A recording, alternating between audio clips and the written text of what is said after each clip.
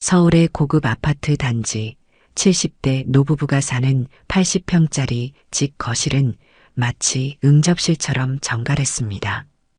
오정숙은 항상 그랬듯이 아침 6시에 일어나 온 집안을 구석구석 청소하고 남편 박재민의 아침 식사를 준비했죠. 40년 넘게 해온 일상이었습니다. 사업가인 남편을 내조하기 위해 평생을 바친 오정숙의 하루는 언제나 분주했어요. 여보, 오늘 아침은 뭐예요? 박재민이 신문을 보며 물었습니다. 그의 목소리에는 관심보다는 습관적인 물음이 묻어났어요. 어제 선우가 장어를 보내와서 장어죽 끓였어요. 몸보신 하세요. 오정숙은 정성스럽게 끓인 장어죽을 테이블 위에 올려놓았습니다. 남편의 건강을 위해 매일 아침 다른 메뉴를 준비하는 것이 그녀의 자부심이었죠. 박재민은 무심히 고개를 끄덕이며 숟가락을 들었습니다. 오늘 아들 내외가 저녁에 온대요. 유라가 특별한 요리를 한다고 하더라고요. 박재민의 표정이 밝아졌어요. 며느리 김유라의 이름만 나오면 항상 그랬습니다. 오정숙은 남편의 변화를 느끼며 무언가 불편한 감정이 스쳐 지나가는 것을 느꼈지만 이내 무시했어요. 아마도 나이 들어가는 시어머니의 시샘일 뿐이라고 자신을 다독였죠. 그래요? 그럼 제가 장을 봐야겠네요. 유라가 좋아하는 과일도 사고. 박재민은 장어죽을 몇 숟가락 뜨더니 자리에서 일어났습니다. 난 먼저 회사 가볼게. 오늘 중요한 미팅이 있어. 오정숙은 반쯤 남은 장어죽을 바라보며 한숨을 내쉬었어요. 남편은 늘 그랬습니다. 자신이 정성 들여 준비한 음식은 대충 먹고 일어나곤 했죠. 하지만 며느리 김유라가 해주는 음식은 한 숟가락도 남기지 않고 맛있게 먹었어요. 그것도 유라를 향한 과한 칭찬과 함께 말이죠. 오정숙은 부엌을 정리하며 생각에 잠겼습니다.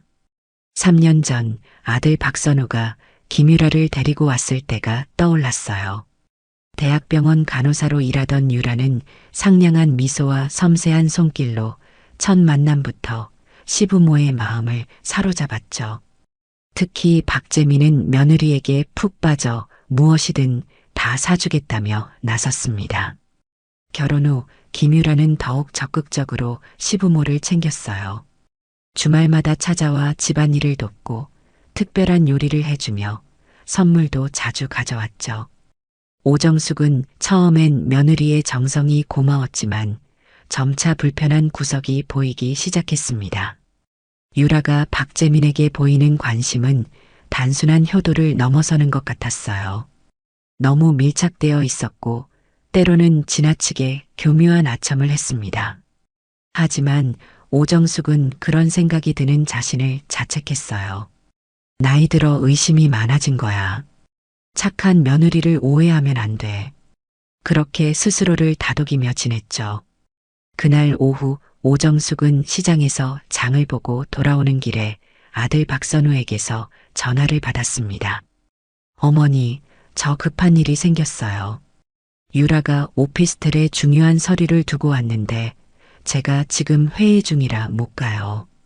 어머니가 좀 가져다 주실 수 있으세요? 오정숙은 흔쾌히 수락했어요. 며느리를 도울 수 있다는 생각에 기뻤죠. 물론이지. 주소만 알려줘. 박선우는 강남에 있는 오피스텔 주소를 문자로 보냈습니다. 오정숙은 택시를 타고 그곳으로 향했어요. 고급 오피스텔 앞에 도착한 오정숙은 로비에서 경비원에게 상황을 설명했고 경비원은 친절하게 그녀를 유라의 오피스텔로 안내해 주었습니다. 이쪽이 1500호입니다. 김유라님 오피스텔이에요. 오정숙은 문 앞에 서서 초인종을 누르려다 멈칫했어요. 어딘가에서 익숙한 목소리가 들렸기 때문이죠.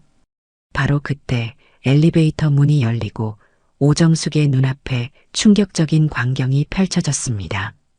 남편 박재민과 며느리 김유라가 함께 내리는 모습이었어요. 두 사람은 서로 밀착해 있었고 박재민의 손은 김유라의 허리에 감겨 있었습니다. 더 충격적인 것은 두 사람이 서로를 바라보며 진하게 입을 맞추는 장면이었어요. 오정숙은 그 자리에 얼어붙었습니다. 숨이 멎는 것 같았어요. 심장이 터질 듯이 뛰었죠. 하지만 두 사람은 오정숙을 발견하지 못했습니다. 그들은 서로에게 완전히 빠져 있었기 때문이에요. 키스를 마친 두 사람은 낄낄거리며 문을 열고 오피스텔 안으로 사라졌습니다. 오정숙은 한동안 그 자리에 서 있었어요. 다리가 떨려왔습니다. 머릿속이 하얘졌어요. 자신의 남편과 며느리가, 아들의 아내가 믿을 수 없는 배신이었죠. 간신히 발걸음을 돌린 오정숙은 비틀거리며 로비로 내려갔습니다. 어떻게 집에 돌아왔는지도 기억나지 않았어요. 집에 도착한 그녀는 화장실에 들어가 토했습니다. 눈물이 쏟아졌고 온몸이 떨려왔어요. 어떻게 이럴 수가. 오정숙은 거울 속 자신의 모습을 바라보았습니다. 68세의 늙은 여인이 울면서 자신을 바라보고 있었어요. 수십 년간 남편을 위해, 가정을 위해 희생하며 살아온 여인의 모습이었죠. 그날 밤 오정숙은 한숨도 자지 못했어요. 남편 박재민은 외부 미팅이 있다며 돌아오지 않았고 아들 내외도 갑자기 일이 생겼다며 방문을 취소했습니다. 오정숙은 그 이유를 너무나 잘 알고 있었죠. 다음 날 아침 박재민이 귀가했을 때 오정숙은 평소와 다름없이 아침 식사를 차렸습니다.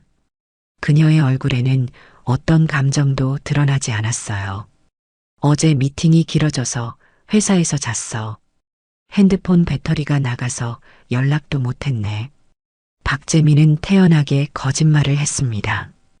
오정숙은 묵묵히 고개를 끄덕였어요. 그녀의 마음속에서는 무언가가 서서히 깨어나고 있었습니다. 평생 순종적이고 헌신적인 아내로만 살아왔던 오정숙의 내면에서 분노와 복수심이 싹트기 시작했어요. 나를 바보로 아는구나. 이제 더 이상은 아니야. 오정숙은 마음속으로 다짐했습니다. 평생 그녀를 지배해온 인내와 희생, 가족을 위한 무조건적인 헌신은 이제 끝이었어요. 이제부터는 오정숙 자신을 위한 시간이 시작된 것이죠. 그날 오후 오정숙은 오랜 친구 최경희에게 전화를 걸었습니다. 최경희는 젊은 시절 이혼 후 홀로 사업을 일구어 성공한 강인한 여성이었어요. 두 사람은 30년 지기 친구였죠. 경희야, 만날 수 있을까? 중요한 얘기가 있어. 오정숙의 목소리에서 심상치 않은 기운을 감지한 최경희는 즉시 약속을 잡았습니다. 2시간 후 그들은 조용한 카페에서 만났어요. 무슨 일이야? 얼굴이 안 좋아 보여. 오정숙은 떨리는 목소리로 어제 있었던 일을 모두 털어놓았습니다. 최경희의 표정은 점점 분노로 물들었어요. 이런 개자식들, 당장 이혼해야 해. 최경희가 격분하며 말했습니다. 하지만 오정숙은 고개를 저었어요. 아직은 아니야. 내가 지금 이혼하면 빈손으로 나와야 해. 박재민이 모든 재산을 자기 이름으로 해놨거든. 게다가 선우까지 상처받을 거야. 최경희는 오정숙의 손을 꽉 잡았습니다. 그럼 어쩔 생각이야? 오정숙의 눈에 결연한 빛이 어렸어요. 복수할 거야. 내 방식대로. 최경희는 친구의 달라진 모습에 놀랐지만 동시에 이런 오정숙이 자랑스럽기도 했습니다. 평생 남편의 그늘에서 살던 친구가 마침내 자신을 위해 일어선 것이니까요. 내가 도와줄게. 무엇부터 시작할까? 오정숙은 잠시 생각에 잠겼다가 입을 열었어요. 우선 박재민의 재산 상태를 알아봐야 해. 그리고 증거도 필요해. 둘의 불륜 사실을 입증할 수 있는 증거. 최경희는 고개를 끄덕였습니다. 내가 아는 사람 중에 유능한 변호사가 있어. 그리고 믿을 만한 사설탐 정도 소개해 줄 수 있어. 그렇게 오정숙의 은밀한 복수 계획이 시작되었어요. 그녀는 바깥으로는 아무것도 모르는 순종적인 아내와 시어머니 역할을 완벽하게 연기했습니다. 남편 박재민과 며느리 김유라 앞에서는 여전히 미소를 지으며 그들의 요구를 들어주었어요.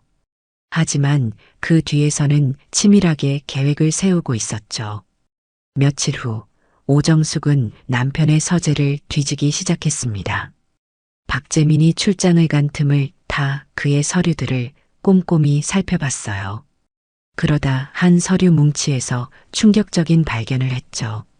남편과 며느리 김유라의 이름으로 된 아파트 계약서였습니다. 강남의 고급 아파트로 가격이 10억이 넘는 물건이었어요. 이런, 우리 집보다 더 비싼 아파트를 며느리 이름으로 사줬다고? 오정숙은 서류를 자세히 살펴보았습니다.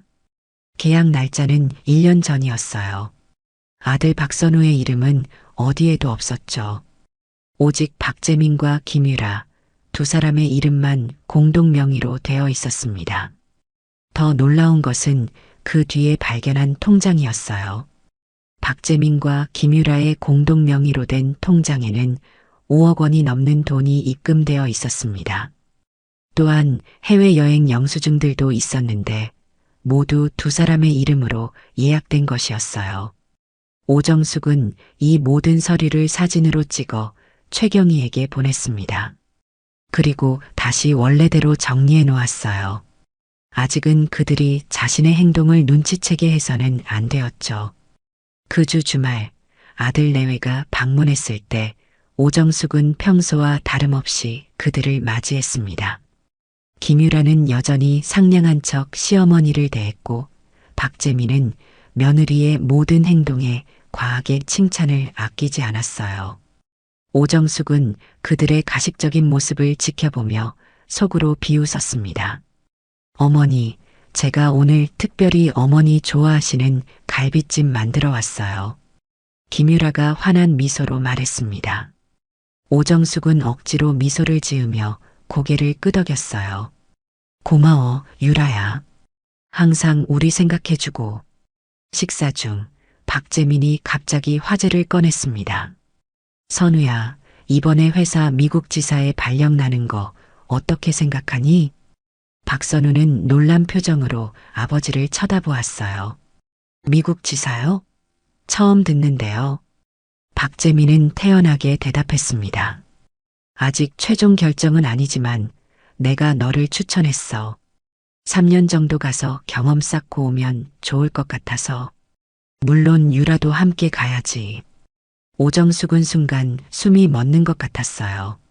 아들을 미국으로 보내려는 계획이었군요. 그리고 며느리도 함께요. 하지만 뭔가 이상했습니다. 김유라의 표정이 썩 기쁘지 않아 보였거든요. 아버님, 그건 좀. 김유라가 머뭇거리며 말했습니다. 박재민이 재빨리 그녀의 말을 가로챘어요. 유라야, 너도 미국 가면 더 좋은 경험 쌓을 수 있을 거야. 거기 병원도 소개해 줄 수 있고. 김유라는 억지로 미소를 지었지만 그녀의 눈빛은 불만으로 가득 차 있었어요. 오정숙은 그 모습을 놓치지 않고 지켜보았습니다.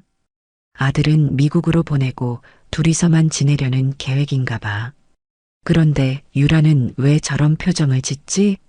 식사가 끝나고 아들 내외가 돌아간 후 오정숙은 최경희에게 전화를 걸었습니다. 경희야, 상황이 좀 이상해. 박재민이 선우를 미국으로 보내려고 해. 최경희는 잠시 생각에 잠겼다가 대답했어요. 아마 아들을 멀리 보내고 둘이서만 지내려는 계획일 거야. 하지만 이게 우리에겐 기회가 될 수도 있어. 오정숙은 친구의 말에 귀를 기울였습니다. 어떤 기회? 최경희가 설명했어요.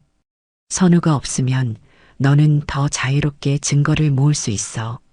그리고 선우에게도 언젠가는 진실을 알려야 할 텐데 그 전에 우리가 충분한 증거를 확보하면 더 좋지 않을까?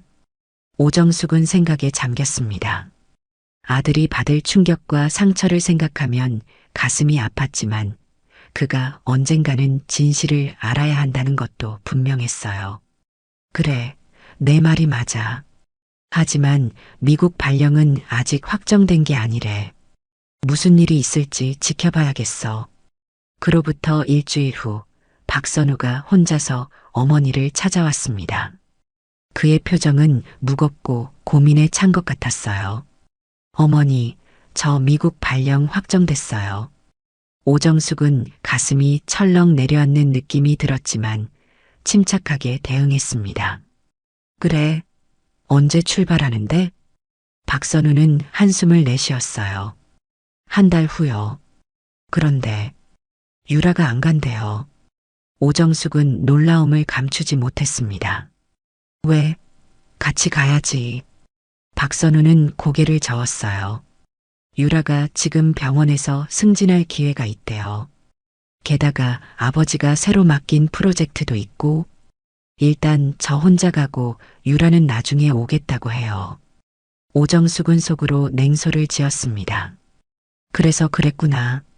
유라는 박재민과 떨어지기 싫은 거였어. 그럼 유라는 어디서 지낼 건데? 우리 집에 올 거야? 박선우가 대답했어요. 아니요. 자기 오피스텔에서 지낸대요. 일도 바쁘고 해서. 오정숙은 더 이상 물어보지 않았습니다. 이미 모든 상황이 명확해졌으니까요. 남편과 며느리는 아들이 미국에 간 사이 둘만의 시간을 보내려 계획하고 있었던 거죠. 한 달 후 박선우는 미국으로 떠났습니다. 공항에서 가족들이 그를 배웅했어요. 김유라는 눈물까지 보이며 남편을 안아주었지만 오정숙은 그 연기가 얼마나 가식적인지 너무나 잘 알고 있었죠. 어머니, 걱정 마세요. 자주 연락할게요. 박선우가 어머니를 꼭 안아주었습니다. 오정숙은 아들의 등을 토닥이며 속으로 다짐했어요. 걱정 마, 아들아. 엄마가 꼭 이 상황을 바로잡을게. 아들이 떠난 후 예상대로 김유라는 자신의 오피스텔에서 지내기 시작했습니다. 가끔 시부모의 집에 들러 안부를 물었지만 그것도 형식적인 방문에 불과했어요. 박재민은 점점 더 늦게 귀가하거나 아예 집에 들어오지 않는 날이 많아졌습니다. 오정숙은 이 시간을 활용해 더 적극적으로 증거를 모으기 시작했어요. 최경희가 소개해준 사설 탐정은 박재민과 김유라의 만남을 사진과 영상으로 담아주었습니다. 호텔에 함께 들어가는 모습, 손을 잡고 걷는 모습, 심지어 길거리에서 키스하는 장면까지요. 변호사도 만나 이혼 소송에 필요한 준비를 시작했어요. 가장 중요한 것은 재산 분할 문제였습니다. 박재민은 모든 재산을 자신의 이름으로 해놓았기 때문에 오정숙은 그가 회사를 시작할 때 자신의 친정 땅을 팔아 자금을 마련해줬다는 증거를 찾아야 했어요. 그러던 어느 날 오정숙은 다락방을 정리하다가 오래된 상자를 발견했습니다. 그 안에는 30년 전 서류들이 보관되어 있었어요. 그 중에서 그녀는 찾고 있던 것을 발견했죠. 친정 땅을 판 영수증과 그 돈을 박재민에게 건넨 증명서였습니다. 당시 박재민은 그 돈으로 사업을 시작했고 나중에 건설회사로 키워 성공했어요. 찾았다. 오정숙은 기쁨의 눈물을 흘렸습니다. 이제 그녀는 남편의 재산에 대한 정당한 권리를 주장할 수 있는 증거를 갖게 된 거죠. 그러나 상황은 갑자기 더 복잡해졌어요. 어느 날 오정숙이 마트에서 장을 보고 있을 때 우연히 김유라와 마주쳤습니다. 놀랍게도 김유라의 배가 약간 불러 있었어요. 오정숙은 곧바로 그것이 무엇을 의미하는지 깨달았습니다. 임신했어? 세상에. 오정숙은 충격을 받았지만 태어난 척 인사를 건넸어요. 유라야, 여기서 뭐하니? 김유라는 당황한 기색이 역력했습니다. 어머니. 그냥 지나가다가요. 오정숙은 유라의 배를 힐끗 보았어요. 혹시 좋은 소식 있니? 김유라는 얼굴이 붉어졌지만 곧 미소를 지었습니다. 아, 네. 사실 말씀드리려고 했는데 임신했어요. 오정숙은 가슴이 무너져 내리는 느낌이었지만 침착하게 대답했어요. 축하한다. 선우는 알고 있니? 김유라는 머뭇거리다 대답했습니다. 아직이요. 확실해지면 말하려고요. 오정숙은 더 이상 묻지 않았어요. 그녀는 이미 진실을 알고 있었으니까요. 아들 박선우가 미국에 간 지 3달밖에 되지 않았는데 김유라의 배는 그보다 더 불러 보였습니다. 즉, 아이의 아버지는 박선우가 아닐 가능성이 높았어요. 집으로 돌아온 오정숙은 최경희에게 전화를 걸었습니다. 경희야, 상황이 더 심각해졌어. 유라가 임신했어. 최경희도 충격을 받은 듯 했어요. 세상에. 그럼 아이 아버지는? 오정숙은 고개를 끄덕였습니다. 그래, 아마 박재민일 거야. 선우는 3달 전에 미국에 갔고 유라의 배는 그보다 더 불러 보여. 최경희는 한숨을 내쉬었어요. 이제 어떻게 하려고? 오정숙은 결연한 목소리로 대답했습니다. 더 자세히 알아봐야 해. 이건 단순한 불륜을 넘어선 것 같아. 다음 날 오정숙은 남편이 출근한 후 다시 서재를 수색했습니다. 이번에는 더 철저하게요. 그리고 그녀는 책상 서랍 깊숙한 곳에서 충격적인 문서를 발견했어요. 그것은 박재민의 유언장이었습니다. 최근에 작성된 것으로 그의 모든 재산을 박재민의 적자에게 상속한다는 내용이었어요. 오정숙은 그 의미를 곧바로 이해했습니다. 박재민은 김유라가 낳을 아이를 자신의 적자로 인정하려 했던 거죠. 더 충격적인 것은 그 뒤에 첨부된 메모였어요.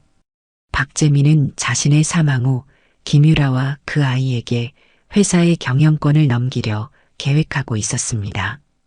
아들 박선우에게는 최소한의 지분만 주고 오정숙에게는 아무것도 남기지 않을 생각이었어요. 이런 개 같은 인간들. 날 버리는 것도 모자라 내 아들까지 버리려고? 오정숙은 분노로 몸을 떨었습니다. 이것은 단순한 불륜이 아니었어요. 완전한 가족 전복 계획이었죠. 박재민과 김유라는 오정숙과 박선우를 완전히 밀어내고 둘이서 새로운 가족을 이루려 했던 겁니다. 오정숙은 모든 문서를 사진으로 찍고 원래대로 정리해 놓았어요. 그리고 최경희에게 전화를 걸었습니다. 경희야, 상황이 생각보다 더 심각해. 이건 단순한 불륜이 아니야. 오정숙은 발견한 내용을 모두 설명했어요. 최경희는 충격을 금치 못했습니다. 이런 개자식들. 정수가 이제 법적인 조치를 취할 때가 된 것 같아. 오정숙은 잠시 생각에 잠겼다가 대답했어요. 아니, 법적인 조치만으론 부족해. 그들은 나와 내 아들의 인생을 완전히 파괴하려 했어. 나도 그들의 인생을 완전히 망가뜨릴 거야. 최경희는 친구의 달라진 모습에 놀랐지만 그녀의 결심을 존중했습니다. 어떻게 할 계획이야? 오정숙의 눈에 결연한 빛이 어렸어요. 곧 박재민 회사의 창립 40주년 기념식이 있어. 거기서 모든 것을 밝힐 거야. 최경희는 오정숙의 손을 꼭 잡았습니다. 내가 끝까지 너를 도울게. 그렇게 오정숙의 최종 복수 계획이 시작되었어요. 그녀는 박재민 회사의 창립 40주년 기념식을 위한 준비를 치밀하게 해나갔습니다. 가장 먼저 한 일은 아들 박선우에게 비밀리에 연락을 취하는 것이었어요. 선우야, 엄마야. 너에게 말해야 할 중요한 일이 있어. 오정숙은 전화로 모든 사실을 아들에게 털어놓았습니다. 처음에 박선우는 믿지 않았어요. 하지만 오정숙이 증거 사진들을 보내자 그는 충격에 빠졌습니다. 이럴 수가. 아버지와 유라가. 어머니, 저 당장 한국으로 돌아갈게요. 오정숙은 그를 말렸어요. 아직은 안 돼. 내가 계획이 있어. 회사 창립 40주년 기념식 날 한국에 도착해. 그때 모든 것을 밝힐 거야. 박선우는 망연자실한 상태였지만 어머니의 말에 따르기로 했습니다. 다음으로 오정숙은 최경희와 함께 변호사를 만나 법적인 준비를 마쳤어요. 친정 땅 문서와 다른 증거들을 바탕으로 그녀는 박재민의 재산 절반에 대한 권리를 주장할 수 있게 되었습니다. 또한 불륜 증거와 위자료 청구도 준비했어요. 마지막으로 오정숙은 박재민 회사의 기념식을 준비하는 팀에 접근했습니다. 그녀는 남편의 아내로서 행사에 특별한 영상을 준비하고 싶다고 제안했어요. 행사팀은 흔쾌히 동의했고 오정숙은 자신만의 특별한 축하 영상을 준비할 수 있게 되었습니다. 드디어 회사 창립 40주년 기념식 날이 되었어요. 호텔 대연회장은 많은 내빈들로 가득 찼습니다. 정재계 인사들, 사업 파트너들, 직원들 등 수백 명이 참석했어요. 박재민은 검은색 정장을 입고 의기양양한 모습으로 사람들과 인사를 나누고 있었습니다. 김유라도 그 자리에 있었어요.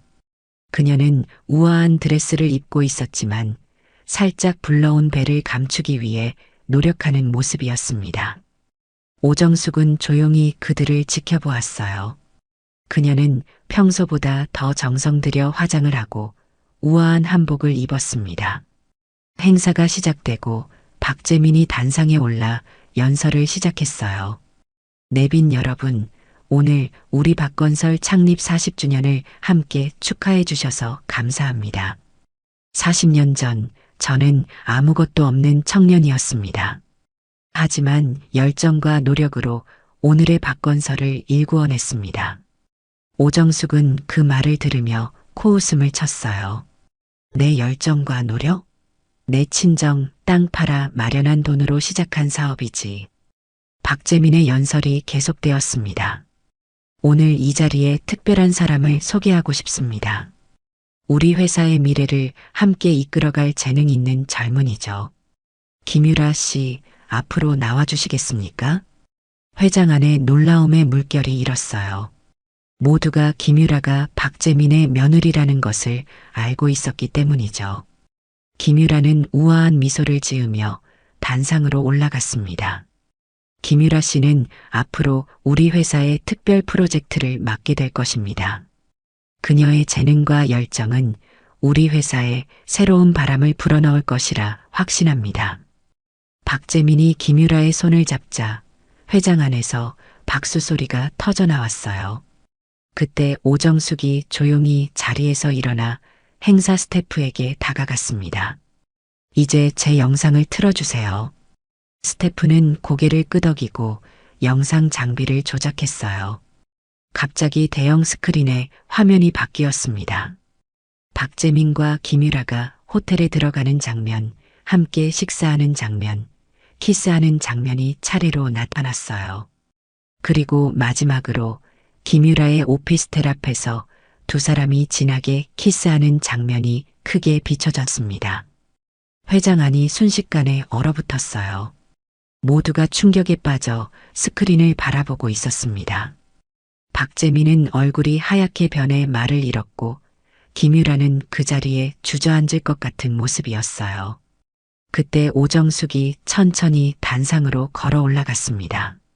그녀의 걸음은 당당했고 눈에는 결연한 빛이 어려 있었어요. 여러분, 안녕하십니까? 저는 박재민의 아내 오정숙입니다. 오정숙의 목소리는 떨리지 않고 또렷했습니다. 방금 보신 영상은 제 남편과 며느리의 불륜 장면입니다. 네, 저 여자는 제 아들의 아내입니다. 그리고 지금 그녀의 뱃속에 있는 아이는 제 남편의 아이죠. 회장 안에서 놀라움의 탄성이 터져 나왔어요. 박재민은 오정숙을 끌어내리려 했지만 갑자기 나타난 경호원들이 그를 막아섰습니다. 그들은 최경희가 미리 고용해 둔 사람들이었어요. 40년 전 이 회사는 제 친정 땅을 팔아 마련한 자금으로 시작되었습니다. 제가 평생을 바쳐 이 남자를 뒷바라지했고 그 덕분에 오늘의 박건설이 있는 것입니다. 오정숙은 서류 뭉치를 들어보였어요. 이것은 제 친정 땅 문서와 그 돈을 박재민에게 건넨 증명서입니다. 그리고 이것은 그녀는 다른 서류를 꺼냈습니다. 이것은 박재민이 작성한 유언장입니다. 그는 모든 재산을 김유라가 낳을 아이에게 상속하려 했습니다. 제 아들과 저는 완전히 버려질 예정이었죠. 회장 안은 완전한 침묵에 빠졌어요. 모든 사람들의 시선이 오정숙에게 집중되었습니다. 저는 40년간 이 남자의 곁에서 묵묵히 내조하며 살아왔습니다. 하지만 이제 더 이상은 아닙니다. 오늘 저는 이 남자와 이 여자의 진실을 모두에게 알리고 싶었습니다. 그때 회장 뒤쪽에서 누군가가 걸어 들어왔어요. 박선우였습니다. 그는 충혈된 눈으로 아버지와 아내를 번갈아 바라보았어요. 아버지, 유라, 어떻게 이럴 수 있어요? 박선우의 목소리는 분노와 슬픔으로 가득 찼습니다. 김유라는 그 자리에 주저앉았고 박재민은 말문이 막힌 채 서 있었어요. 오정숙은 마지막으로 말을 이었습니다. 여러분, 오늘 이런 불미스러운 일을 보여드려 죄송합니다. 하지만 진실은 언제나 밝혀지는 법입니다. 저는 이제 제 남편과 이혼하고 새로운 인생을 시작할 것입니다. 감사합니다. 오정숙은 단상에서 내려왔어요. 회장 안은 여전히 충격에 빠져 있었지만 일부 참석자들은 그녀에게 박수를 보내기 시작했습니다. 특히 여성 참석자들의 박수 소리가 컸어요. 기념식은 완전히 망가졌고 박재민의 명성도 땅에 떨어졌습니다. 그날의 사건은 곧 언론에 대대적으로 보도되었고 박건설의 주가도 급락했어요. 박재민은 사회적으로 완전히 매장되었습니다. 오정숙은 이혼 소송을 제기했고 예상대로 압승했어요. 그녀는 박재민 재산의 절반을 위자료로 받았습니다. 아들 박선우도 김유라와 이혼했고 유전자 검사 결과 김유라의 뱃속 아이는 실제로 박재민의 아이로 확인되었어요. 1년 후 오정숙은 자신이 받은 위자료로 옛 친정터에 새 인생 쉼터라는 공간을 열었습니다. 그곳은 가정폭력이나 배신에 상처받은 여성들이 새 삶을 시작할 수 있도록 돕는 공간이었어요. 최경희도 그녀와 함께 이 프로젝트에 참여했습니다. 오정숙은 더 이상 누군가의 아내, 어머니로서가 아닌 오정숙이라는 한 사람으로서 당당하게 살아가기 시작했어요. 그녀의 눈에는 이전에는 볼 수 없었던 자신감과 행복이 어려 있었습니다. 아들 박선우는 한동안 방황했지만 결국 어머니의 도움으로 새로운 사업을 시작했어요. 그는 아버지와 같은 건설업이 아닌 자신이 진정 좋아하는 IT 분야로 진출했습니다. 어느 날 오정숙이 쉼터에서 일하고 있을 때 뜻밖의 방문객이 찾아왔어요. 박재민이었습니다.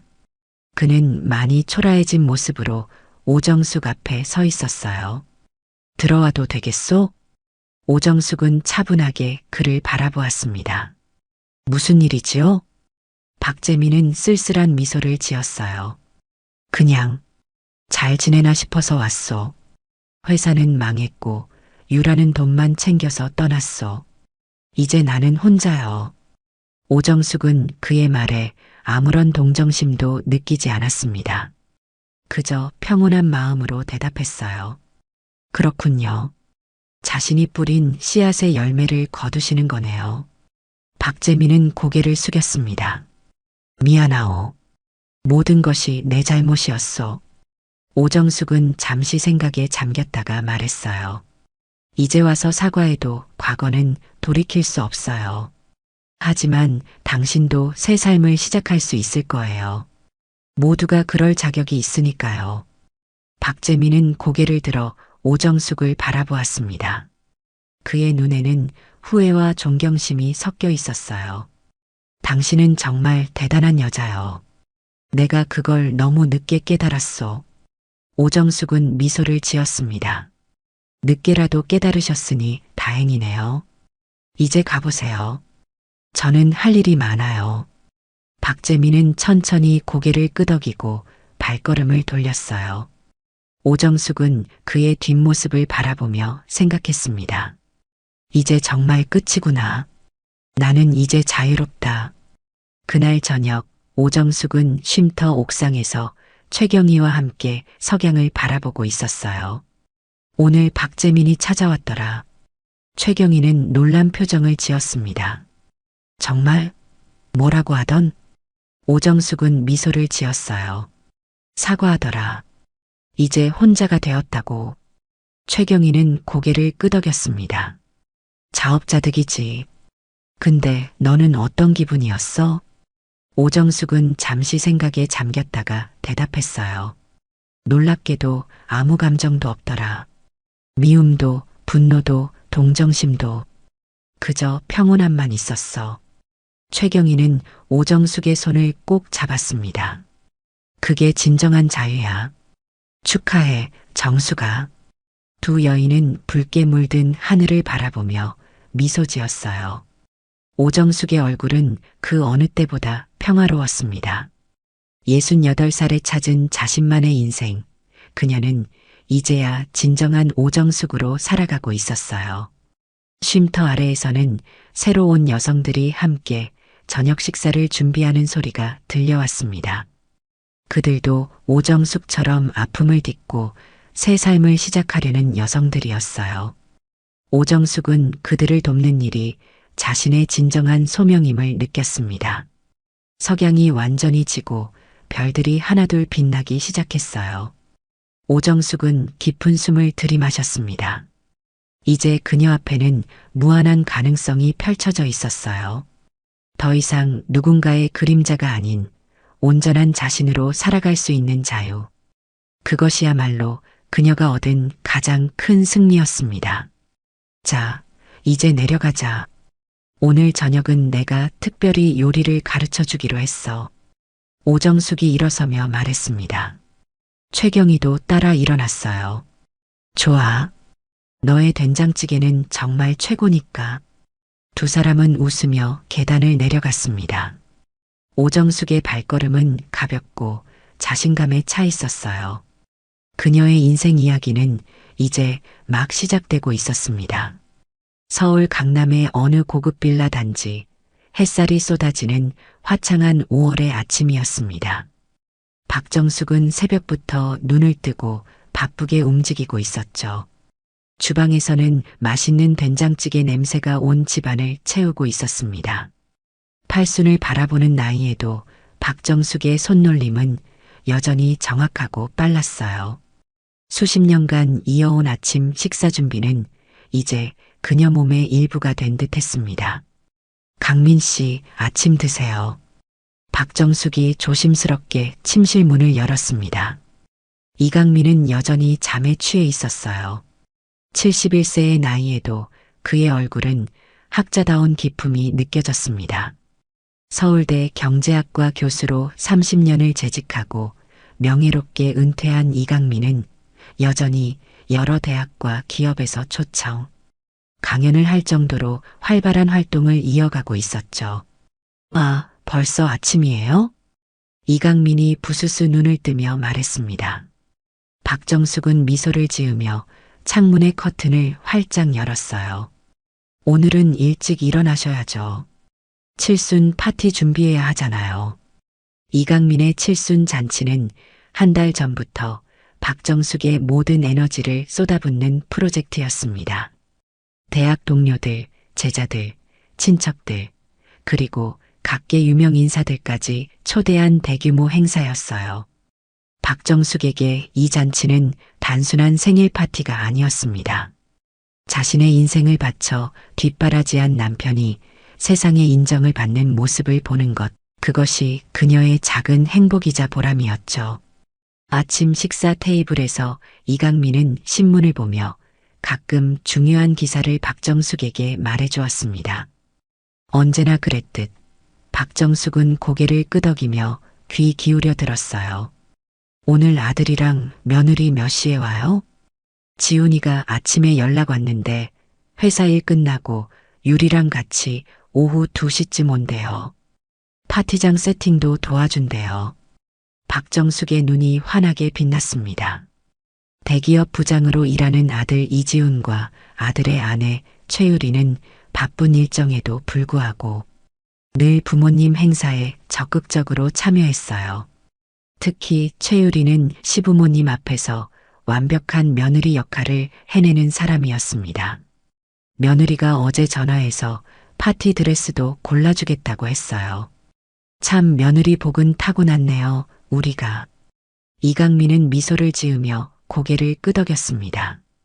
그래요, 유리는 정말 보석 같은 며느리죠.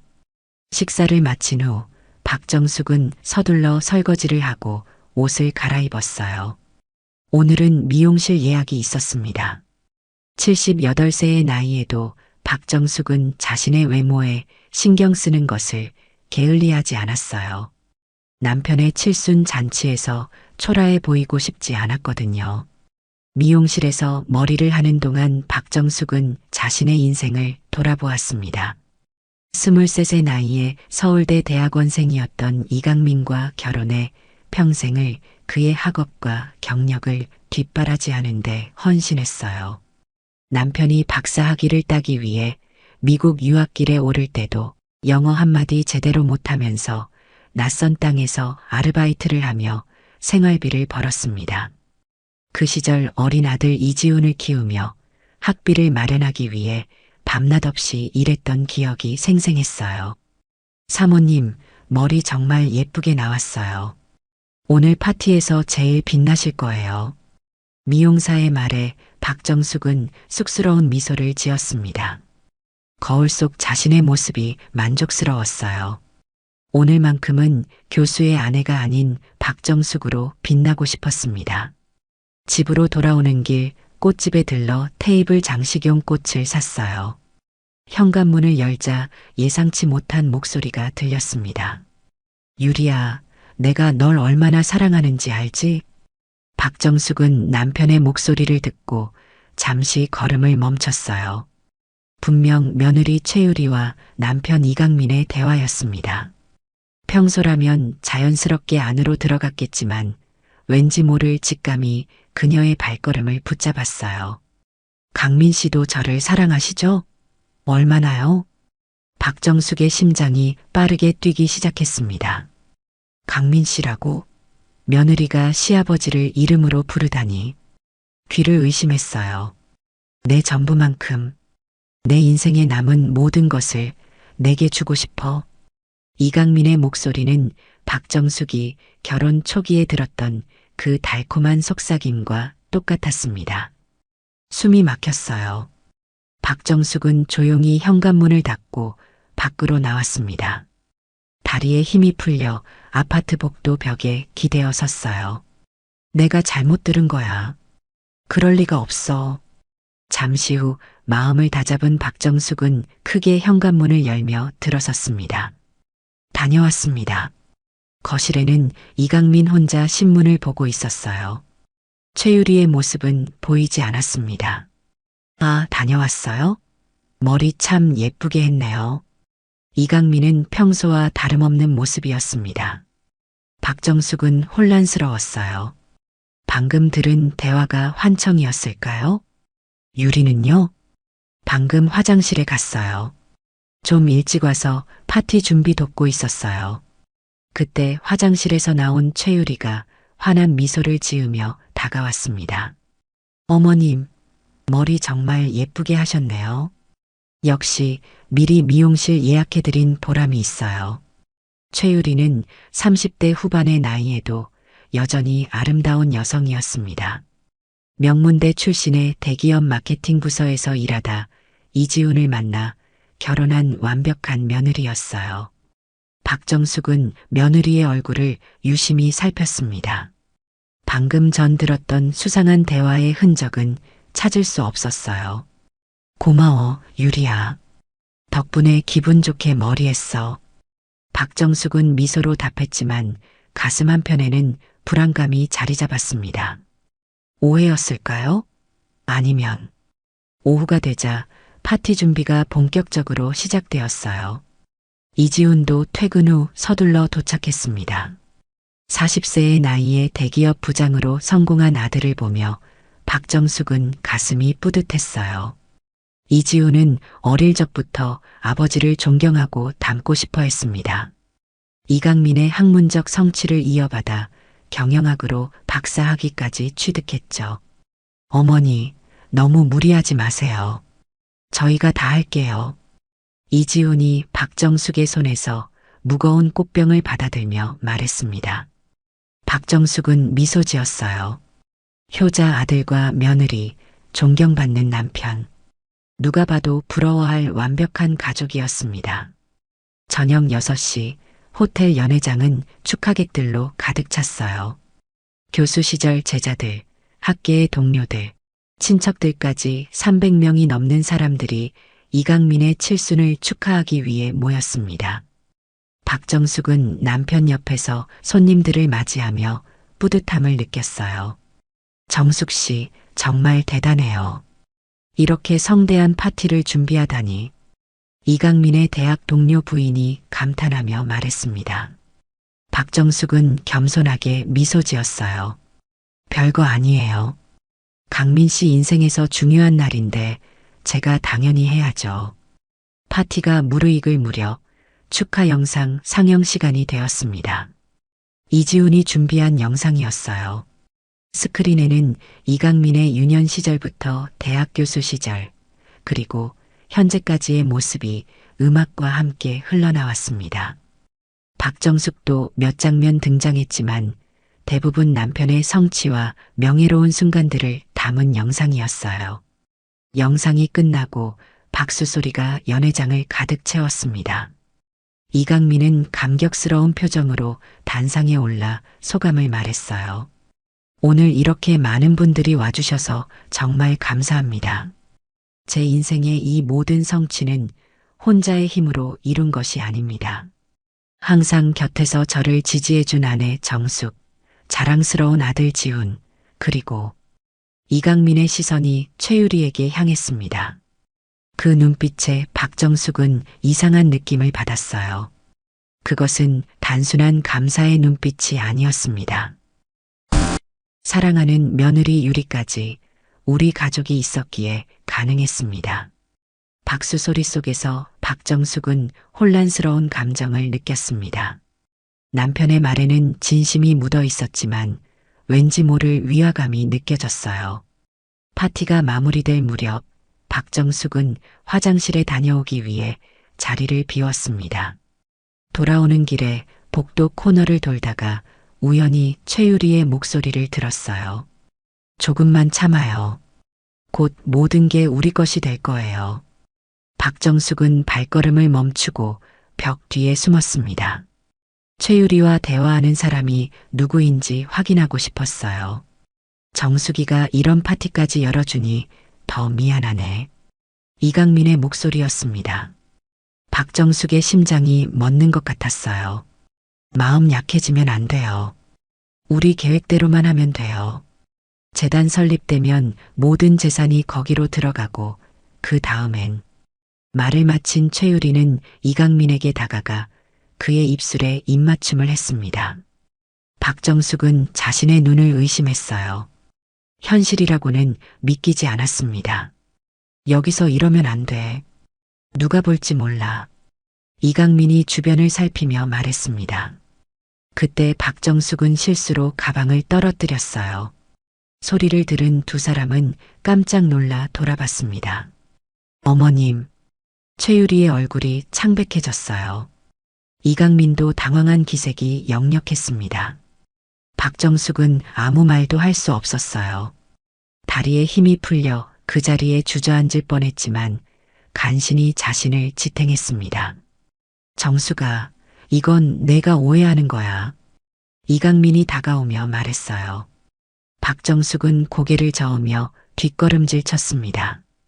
날 만지지 마세요. 박정숙의 목소리는 떨렸지만 의외로 단호했어요.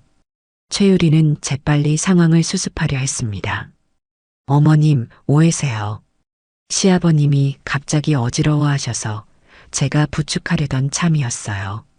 박정숙은 비웃음을 지을 뻔했지만 참았어요. 오랜 세월 감정을 억누르며 살아온 그녀는 지금 이 순간에도 자제력을 잃지 않았습니다. 지금은 파티 중이에요. 돌아가서 손님들 배웅해야죠. 박정숙은 마치 아무 일도 없었다는 듯 담담하게 말했어요. 이강민과 최유리는 의아한 표정을 지었지만 더 이상 변명할 여지를 주지 않고 박정숙은 연회장으로 돌아갔습니다. 파티가 끝나고 집으로 돌아오는 차 안에서 이강민은 계속해서 상황을 설명하려 했어요. 하지만 박정숙은 단 한마디도 하지 않았습니다.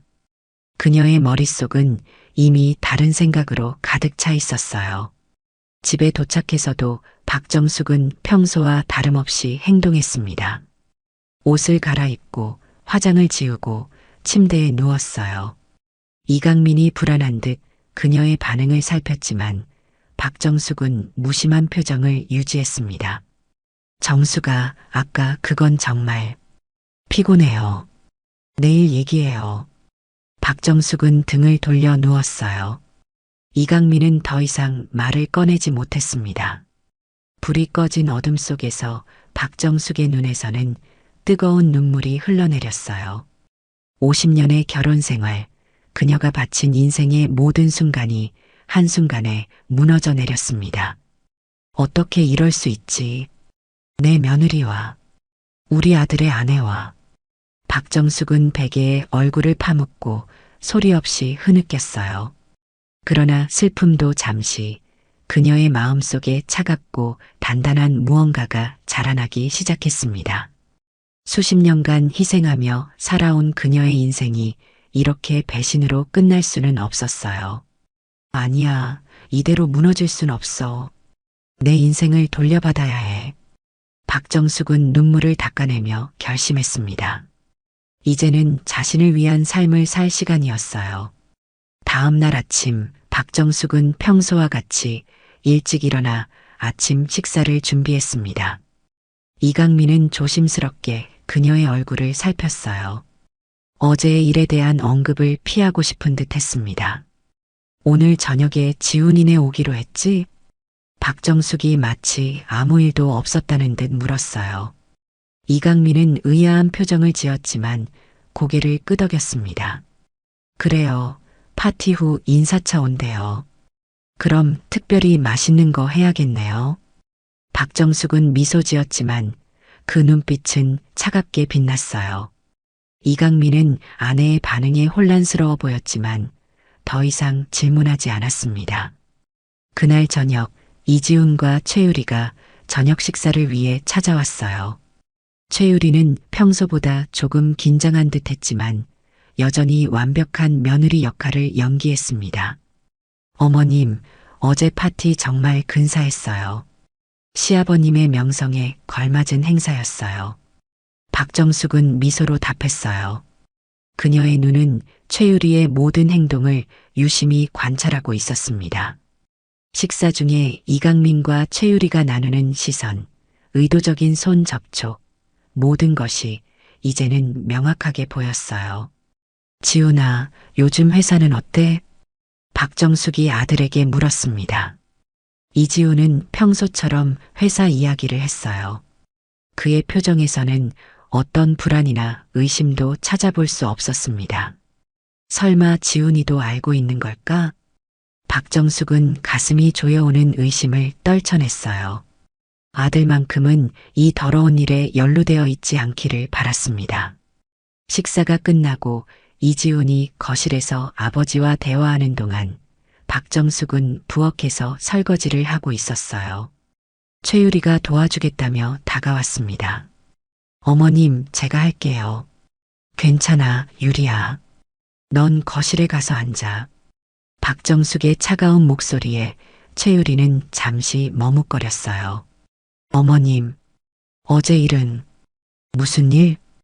박정숙은 무표정하게 물었습니다. 최유리는 당황한 듯 했어요. 아니, 그냥, 걱정 마, 유리야. 난 아무것도 못 봤어. 아무것도 모르고 있을게. 박정숙의 말에 최유리의 얼굴이 창백해졌습니다. 하지만 곧 자신을 추스르고 미소를 지었어요. 어머님 무슨 말씀이신지. 나가서 앉아. 곧 차 준비해 갈게. 박정숙은 단호하게 말했습니다. 최유리는 더 이상 말을 잇지 못하고 거실로 나갔어요. 박정숙은 차가운 미소를 지었습니다. 복수의 첫 단계가 시작되었어요. 그날 밤 이지훈 부부가 돌아간 후 박정숙은 남편의 서재로 향했습니다. 이강민이 잠든 사이 그의 서랍과 금고를 뒤지기 시작했어요. 평생 남편을 믿고 그의 사생활을 존중했던 박정숙이었지만 이제는 모든 것을 알아야 했습니다. 금고 비밀번호는 의외로 쉽게 알아냈어요. 이강민의 생일이었습니다. 금고 안에는 여러 서류와 함께 통장들이 보관되어 있었어요. 박정숙은 하나씩 꺼내 살펴보았습니다. 그중 한 통장이 눈에 띄었어요. 최유리와 이강민 공동 명의의 통장이었습니다. 이걸 왜 숨겨뒀지? 더 자세히 살펴보니 그 통장에는 거액의 돈이 입출금된 내역이 있었어요. 또한 서류 중에는 두 사람 명의로 된 오피스텔 계약서도 발견했습니다. 모든 증거가 명확했어요. 이것은 단순한 불륜이 아니라 계획적인 재산 빼돌리기였습니다. 박정숙의 손이 떨렸어요. 분노와 배신감이 그녀를 덮쳤습니다. 그러나 이내 냉정을 되찾았어요. 모든 서류를 사진으로 찍고 원래대로 정돈한 후 조용히 서재를 나왔습니다. 다음 날 박정숙은 오랜만에 옛 친구 김미자에게 연락했어요. 대학 시절부터 친구였던 김미자는 현재 성공한 부동산 개발업체 대표였습니다. 늘 바쁜 친구였지만 박정숙의 다급한 목소리에 즉시 시간을 냈어요. 정수가 무슨 일이야? 목소리가 안 좋네. 미자야, 만날 수 있을까? 정말 중요한 일이 있어. 2시간 후 강남의 한 카페에서 두 사람이 만났습니다. 김미자는 여전히 세련되고 당당한 모습이었어요. 반면 박정숙은 수십 년간 자신을 가꾸는 것을 소홀히 한 티가 역력했습니다.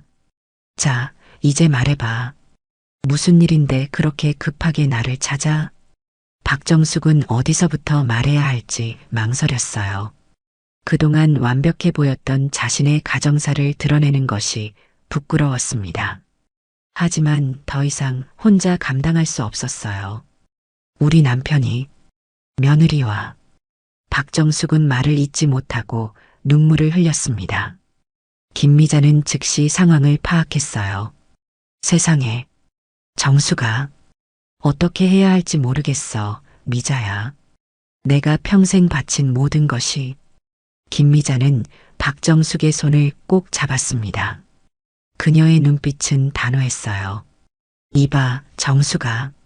내 인생을 통째로 짓밟은 인간들에게 눈물은 사치야.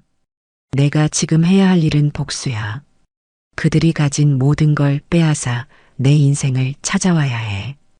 박정숙은 놀란 눈으로 친구를 바라보았어요. 평생 온순하고 순종적으로 살아온 그녀에게 복수라는 단어는 생소했습니다. 하지만 어떻게? 걱정 마. 내가 도와줄게. 우선 증거부터 모아야 해. 그리고 재산을 지켜야지. 김미자의 단호한 목소리에 박정숙은 희미한 희망을 느꼈어요.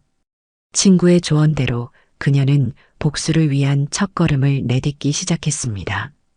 그날부터 박정숙의 이중 생활이 시작되었어요.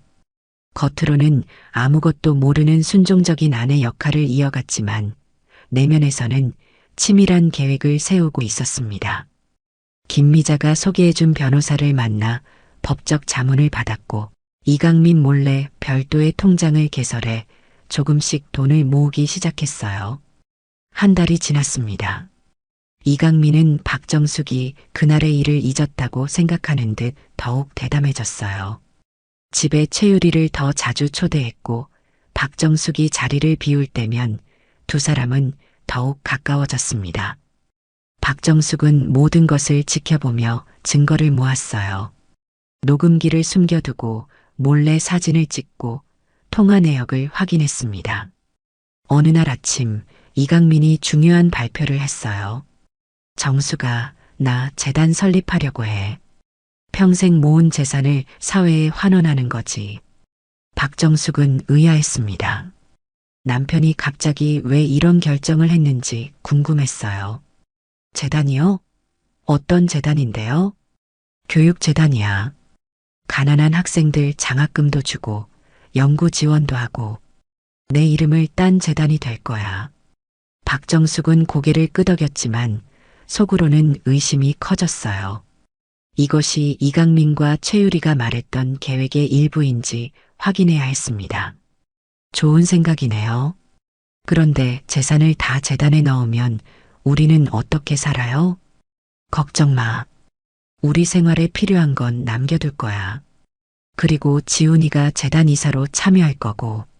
아, 그래서 지훈이도 이 계획에 동참하는구나. 박정숙은 충격을 받았지만 표정 관리를 했어요. 이제 그녀의 의심은 확신으로 바뀌었습니다. 이들은 재단이라는 명목으로 재산을 빼돌린 후 자신을 내쫓을 계획을 세우고 있었어요. 그날 저녁 박정숙은 이지훈에게 따로 전화를 걸었습니다. 아들이 얼마나 이 계획에 관여하고 있는지 확인하고 싶었어요. 지훈아, 아버지 재단 이야기 들었니? 네, 어머니. 좋은 일이잖아요. 아버지 평생 업적을 기리는 일인데. 그래. 근데 어떻게 갑자기 그런 결정을 하셨는지 궁금하네. 이지훈은 잠시 망설이는 듯 했어요. 아버지가 오래전부터 생각하신 일이에요. 저도 이사로 참여하게 되어 영광이고요. 박정숙은 아들의 목소리에서 어떤 불편함을 느꼈습니다. 직감적으로 이지훈도 뭔가 알고 있다는 생각이 들었어요. 지훈아, 엄마가 물어볼 게 있는데 아버지와 유리 사이에 뭔가 이상한 점 없었니? 전화 너머로 긴 침묵이 이어졌습니다. 박정숙의 심장이 빠르게 뛰었어요. 어머니, 무슨 말씀이세요? 아버지와 유리는 그냥 시아버지와 며느리 사이일 뿐이에요. 이지훈의 대답은 너무 빨랐고 너무 연습된 것처럼 들렸습니다. 박정숙은 그 순간 모든 것을 이해했어요. 아들도 이미 알고 있었고 침묵으로 동조하고 있었던 것입니다. 그래, 그런 거겠지. 미안해, 엄마가 요즘 이상한 생각을 많이 해. 전화를 끊은 후 박정숙은 오열했어요. 남편의 배신도 충격이었지만 아들마저 이런 일에 가담하고 있다는 사실은 그녀의 마음을 완전히 무너뜨렸습니다. 평생 가족을 위해 희생했는데 결국 그녀는 혼자였어요. 다음 날 박정숙은 김미자에게 모든 상황을 털어놓았습니다. 김미자는 분노했어요. 이 쓰레기들, 내가 생각한 것보다 더 철저하게 준비했구나. 정수가, 이제 우리도 더 강하게 나가야 해. 김미자는 더 유능한 변호사와 재무 컨설턴트를 소개해 주었어요. 박정숙은 그들의 도움으로 더 구체적인 계획을 세우기 시작했습니다. 재단 설립 전에 남편 명의의 재산을 최대한 당신 명의로 옮겨야 합니다. 변호사의 조언에 따라 박정숙은 행동했어요. 평소와 다름없이 행동하면서도 교묘하게 이강민을 설득해 재산 일부를 자신의 명의로 옮겼습니다. 여보, 세금 문제로 일부 재산을 내 명의로 해두는 게 어떨까요? 재단 설립하면 세금 혜택도 더 받을 수 있대요. 이강민은 의심 없이 동의했어요.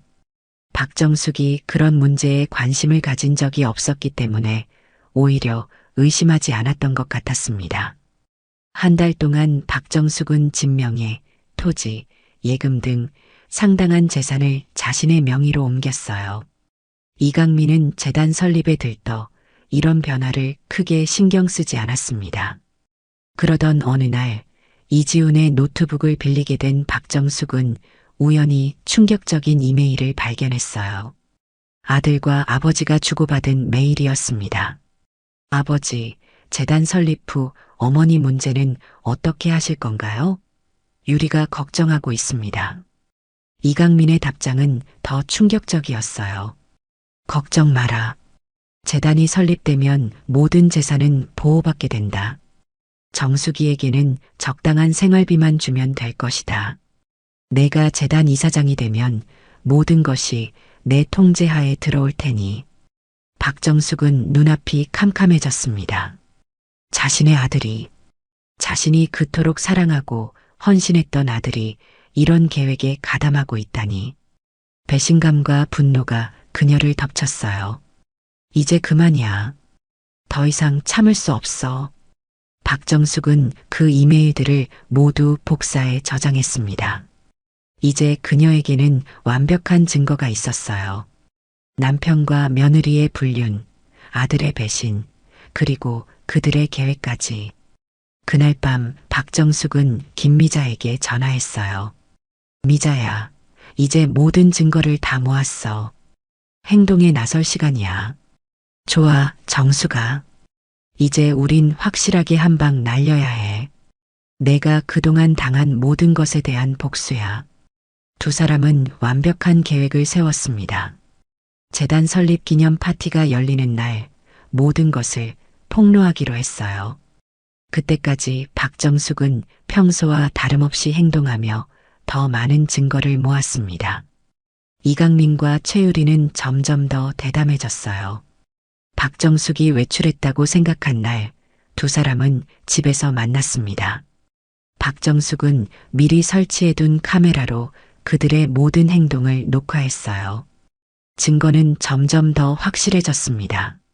재단 설립 파티 날이 다가왔어요. 박정숙은 겉으로는 남편의 성공을 축하하는 자랑스러운 아내 역할을 완벽하게 연기했습니다. 내면에서는 복수의 불꽃이 타오르고 있었지만 아무도 그것을 알아차리지 못했어요. 파티 당일 호텔 연회장은 각계 유명 인사들로 가득 찼습니다. 이강민은 주인공으로서 환한 미소를 지으며 사람들과 인사를 나눴어요. 최유리는 완벽한 며느리 역할을, 이지훈은 자랑스러운 아들 역할을 하고 있었습니다.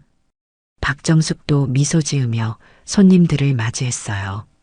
김미자도 초대되어 왔고 그녀 옆에는 박정숙이 고용한 변호사가 동행했습니다.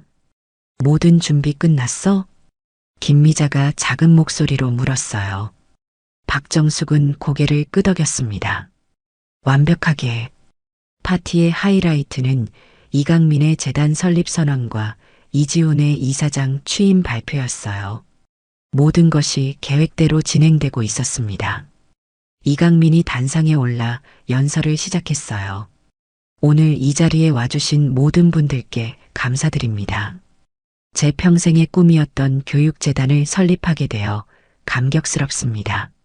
이 재단은 제 이름을 딴 이강민 교육재단으로 미래 세대를 위한 교육과 연구를 지원할 것입니다. 박수 소리가 연회장을 가득 채웠습니다. 이강민은 계속해서 말했어요. 특별히 우리 아들 지훈이가 재단의 이사장을 맡게 되어 더욱 기쁩니다. 그리고 무엇보다 평생 내 곁에서 나를 지지해준 아내 정숙에게 감사의 말을 전하고 싶습니다. 정수가 여기 나와서 한마디 해주겠어요?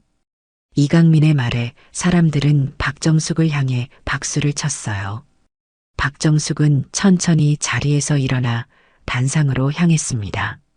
그녀의 걸음걸이는 단단했고 눈빛은 결연했어요. 마이크 앞에 선 박정숙은 잠시 침묵했습니다. 연회장의 모든 시선이 그녀에게 집중되었어요. 여러분, 안녕하세요. 저는 이강민 교수의 아내 박정숙입니다. 그녀의 목소리는 의외로 또렷했어요.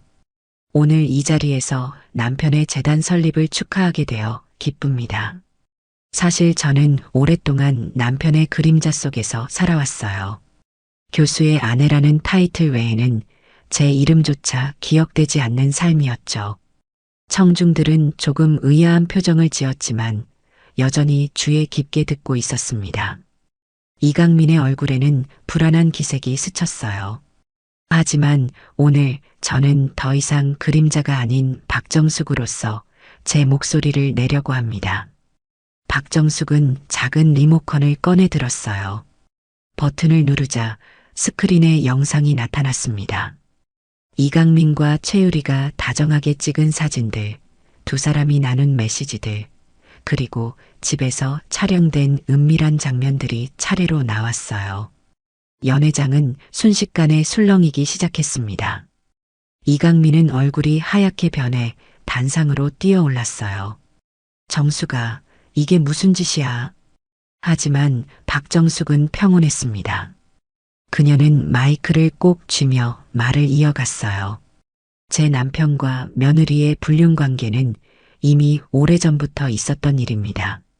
하지만 더 충격적인 것은 이 불륜이 단순한 감정의 문제가 아니라는 점이에요.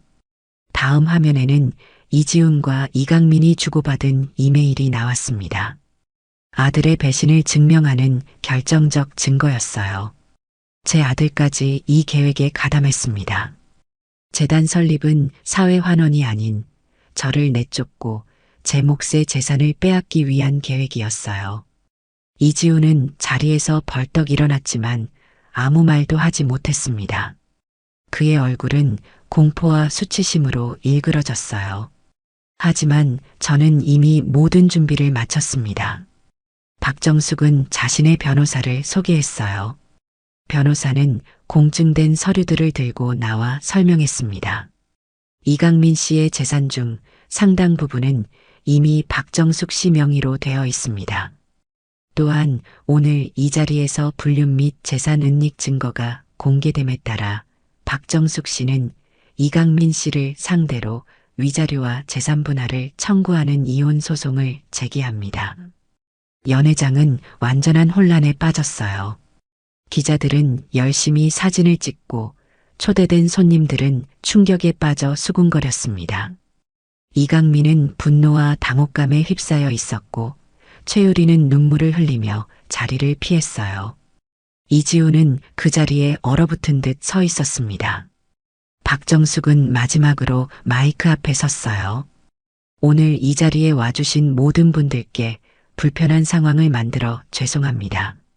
하지만 저는 더 이상 거짓된 삶을 살 수 없었어요. 이제 저는 진정한 박정숙으로서의 삶을 시작하려 합니다. 감사합니다. 박정숙은 당당하게 단상에서 내려와 김미자와 함께 연회장을 빠져나갔습니다. 뒤에는 아수라장이 된 파티장이 남았어요. 1년 후 강남의 한 작은 갤러리 오픈식이 열렸습니다. 박정숙 갤러리라는 이름의 이 공간은 신진 작가들을 지원하는 문화 공간이었어요. 박정숙은 이혼 후 받은 재산으로 평생 꿈꿔왔던 이 갤러리를 열었습니다. 오픈식에는 많은 사람들이 참석했어요. 그 중에는 박정숙의 오랜 친구 김미자도 있었습니다. 정숙아, 정말 멋진 공간이야. 내가 자랑스러워. 김미자가 와인 잔을 들며 말했어요.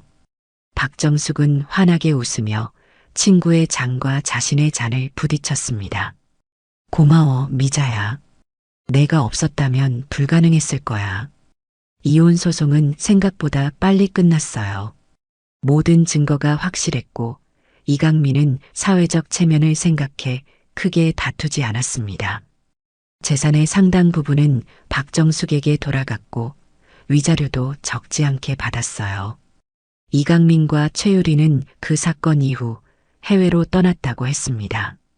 이지훈은 여러 번 어머니에게 용서를 구했지만 박정숙은 아직 아들을 만날 준비가 되지 않았어요. 시간이 필요했습니다. 이제 어떤 계획이 있어? 김미자가 물었어요. 박정숙은 갤러리 창밖으로 보이는 서울의 풍경을 바라보며 미소 지었습니다. 글쎄, 이제 시작이지. 내 인생의 새로운 장이 열렸으니까. 여행도 다니고, 그림도 배우고, 그동안 못했던 모든 것을 해볼 거야. 박정숙의 눈에는 이전에 없던 생기가 돌았어요. 50년 넘게 타인을 위해 살았던 그녀는 이제 자신만의 삶을 찾았습니다.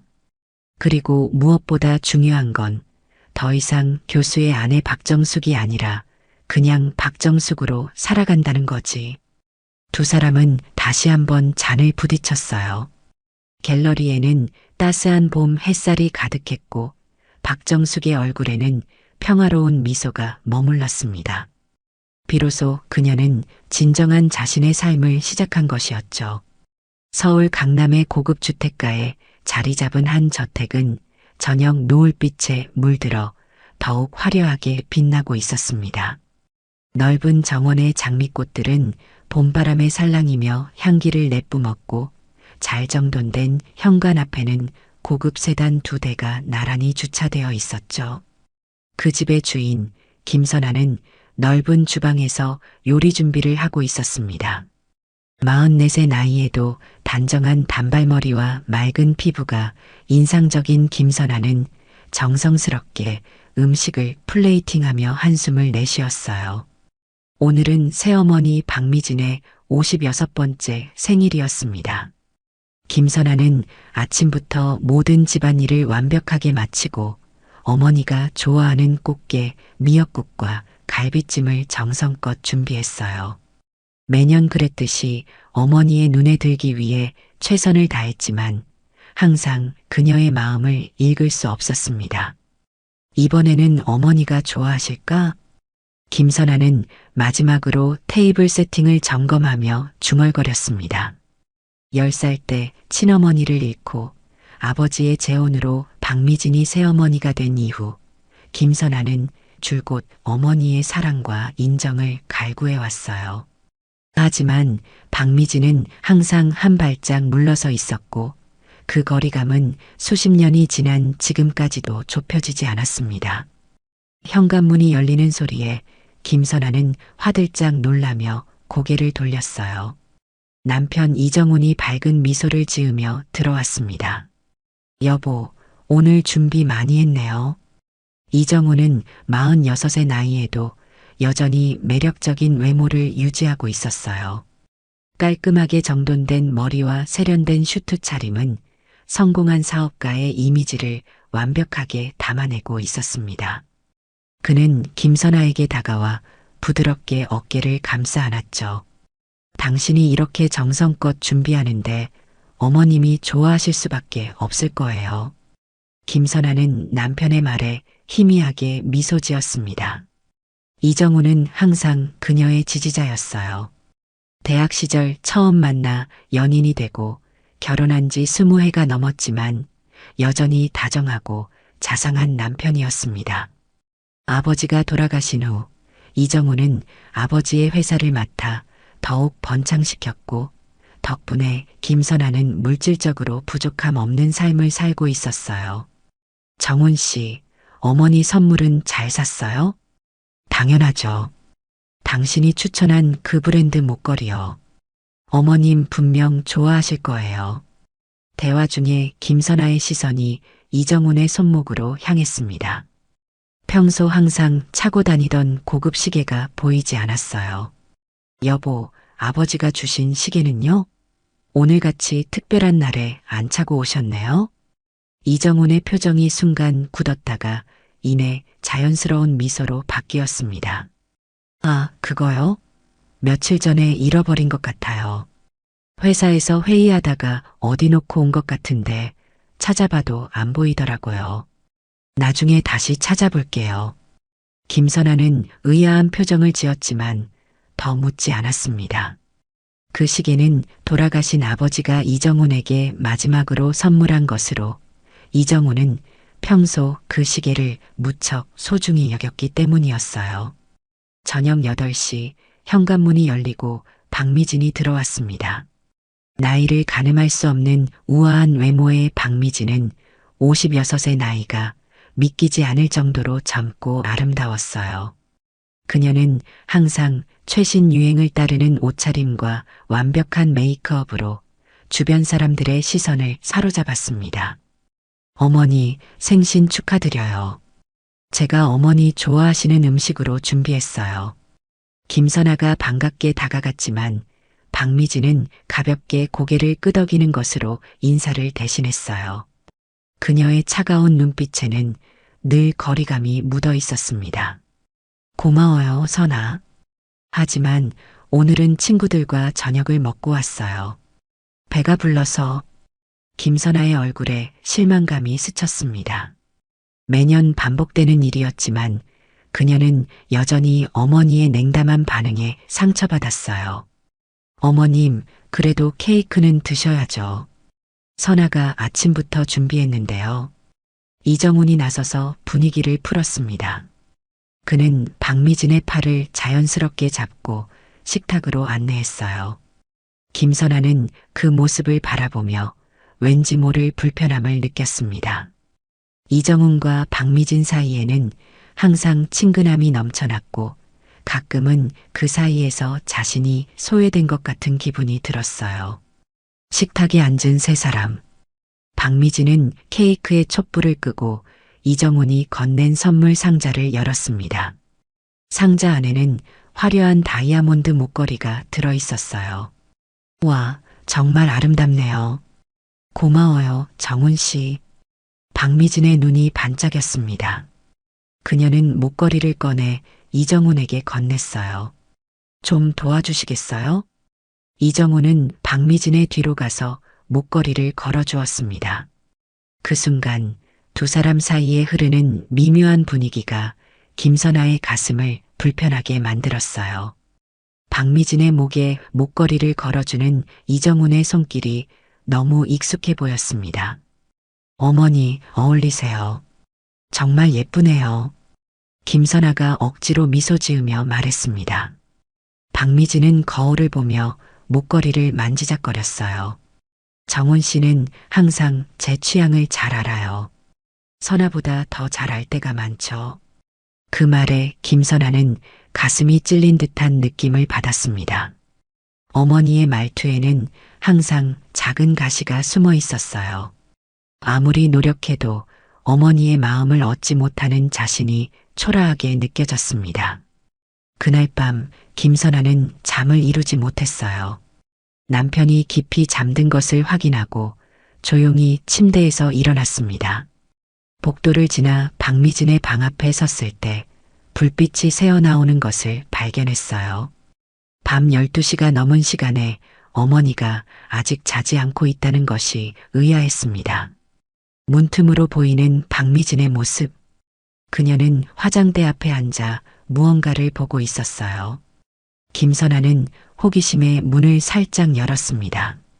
박미진은 너무 집중해 있어 김선아의 존재를 알아차리지 못했어요. 그때 김선아의 눈에 들어온 것은 박미진의 손에 들린 남자 시계였습니다. 그것은 분명 아버지가 이정훈에게 선물했던 그 시계였어요. 박미진은 시계를 물끄러미 바라보다가 살며시 입을 맞추고 화장대 서랍 깊숙이 넣었습니다. 김선아의 가슴이 갑자기 얼어붙는 것 같았어요. 잃어버렸다던 이정훈의 시계가 왜 어머니의 손에 있는 것일까? 그리고 어머니는 왜 그 시계에 입맞춤을 한 것일까? 혼란스러운 생각이 머릿속을 휘저었습니다.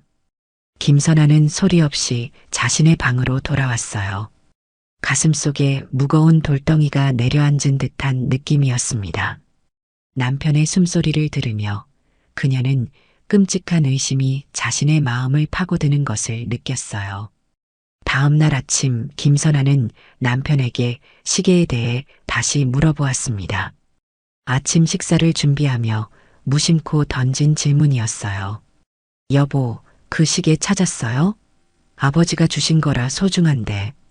이정훈은 신문을 보다가 고개를 들었습니다. 그의 표정에는 약간의 긴장감이 스쳤어요. 아직이요. 회사 사무실도 뒤져봤는데 안 보이네요. 너무 신경 쓰지 마세요. 어차피 물건일 뿐이니까요. 김선아는 남편의 대답이 너무 가볍게 느껴졌습니다. 평소 그 시계를 무척 아끼던 사람의 말이라고는 믿기 힘들었어요. 그 시계 어머니 방에서 봤어요. 김선아의 직설적인 말에 이정훈이 신문을 내려놓았습니다. 그의 눈빛이 차갑게 변했어요. 무슨 말을 하는 거예요? 어머님 방에서 내 시계를 봤다고요? 어젯밤에 우연히 봤어요. 어머니가 그 시계를 화장대 서랍에 넣는 걸 봤다고요.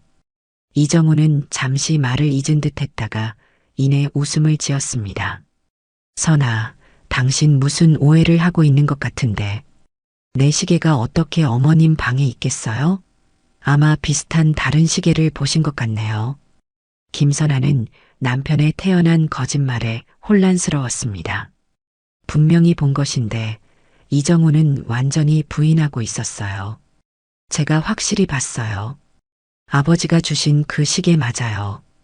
여보, 요즘 당신이 좀 예민한 것 같아요.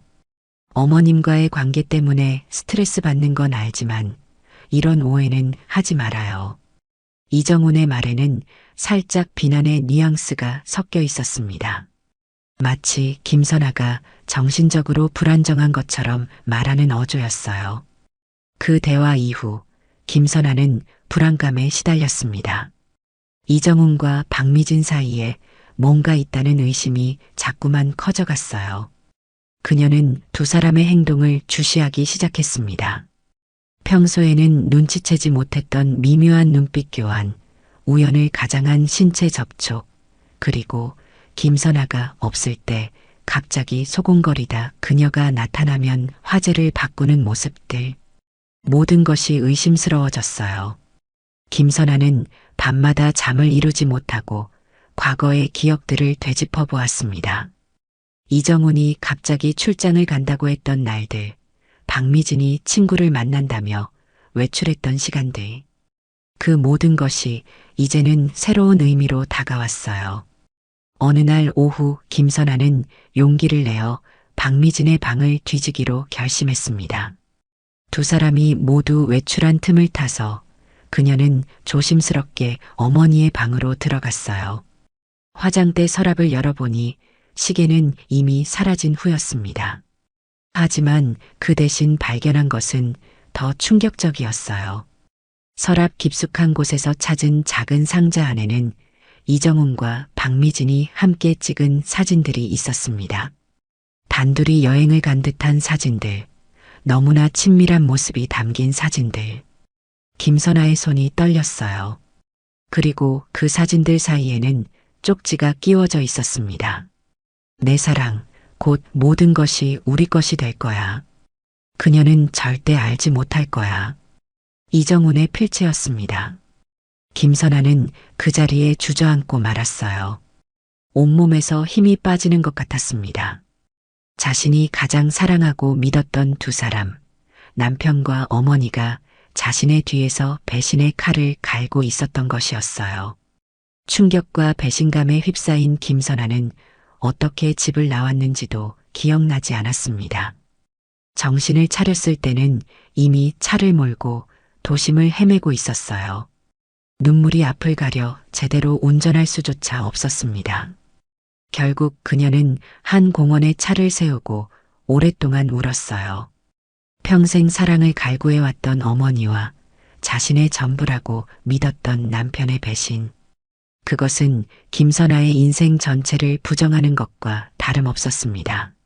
어떻게 이럴 수 있지? 김선아는 핸들에 머리를 기대고 흐느꼈습니다. 그녀의 머릿속에는 이정훈과 박미진이 자신을 비웃는 모습이 자꾸만 떠올랐어요. 얼마나 오랫동안 자신을 속여왔을까? 아버지가 살아계실 때부터였을까? 아버지는 이 사실을 알고 돌아가신 걸까? 의문들이 꼬리에 꼬리를 물고 이어졌습니다. 김선아는 갑자기 아버지의 오랜 친구였던 최인규 변호사가 생각났어요. 아버지가 돌아가시기 전 무슨 일이 있으면 최인규 변호사를 찾으라고 했던 말이 떠올랐습니다. 김선아는 차를 돌려 최인규 변호사 사무실로 향했어요. 70대의 나이에도 여전히 예리한 눈빛을 지닌 최인규 변호사는 김선아를 보자마자 무슨 일이 있었는지 눈치챘습니다. 선아 씨, 얼굴이 많이 안 좋네요. 무슨 일 있었습니까? 김선아는 최인규 변호사 앞에서 모든 것을 털어놓았습니다. 시계에서 시작된 의심, 발견한 사진들, 그리고 쪽지의 내용까지. 말을 하는 내내 눈물이 그치지 않았어요. 최인규 변호사는 깊은 한숨을 내쉬었습니다. 사실, 저도 이 일에 대해 의심이 있었어요. 하지만 확증이 없어서 선아 씨에게 말할 수 없었습니다. 무슨 말씀이세요? 변호사님도 알고 계셨어요? 최인규 변호사는 고개를 끄덕였습니다. 선아 씨의 아버님은 돌아가시기 전 박미진 씨와 이정훈 씨를 의심하고 계셨어요. 하지만 당신을 걱정하셔서 아무 말도 하지 않으셨습니다. 대신 만약의 경우를 대비해 몇 가지 조치를 취하셨죠. 최인규 변호사는 서류 보관함에서 두꺼운 파일을 꺼냈습니다. 그 안에는 김선아의 아버지가 생전에 수집한 자료들이 있었어요. 박미진의 과거 행적, 이정훈의 비밀 계좌 내역, 그리고 두 사람이 주고받은 메시지의 기록까지. 김선아는 충격에 휩싸였습니다. 두 사람은 적어도 7년 전부터 관계를 유지해온 것 같습니다. 그리고 회사의 자금을 빼돌리는 계획도 세우고 있었어요. 아버지가 이 모든 걸 알고 계셨던 거예요? 네, 알고 계셨습니다. 하지만 증거가 완벽하지 않았고 무엇보다 선아 씨가 상처받을까 두려워하셨어요. 대신 법적으로 선아 씨를 보호할 장치를 마련해 두셨습니다. 김선아는 아버지의 마지막 배려에 다시 한번 눈물을 흘렸습니다. 아버지는 마지막 순간까지 자신을 생각했던 것이었어요. 그런데 이정훈 씨와 박미진 씨가 최근에 더 적극적으로 움직이고 있습니다. 회사의 주식을 비밀리에 매입하고 선아 씨의 지분을 희석시키려는 시도가 있었어요. 그게 무슨 말이에요? 두 사람은 선아 씨를 회사에서 완전히 배제시키려 하고 있습니다. 그리고 더 심각한 문제는 선아 씨를 정신적으로 불안정한 사람으로 몰아법적 권한을 빼앗으려는 계획도 있다는 거예요.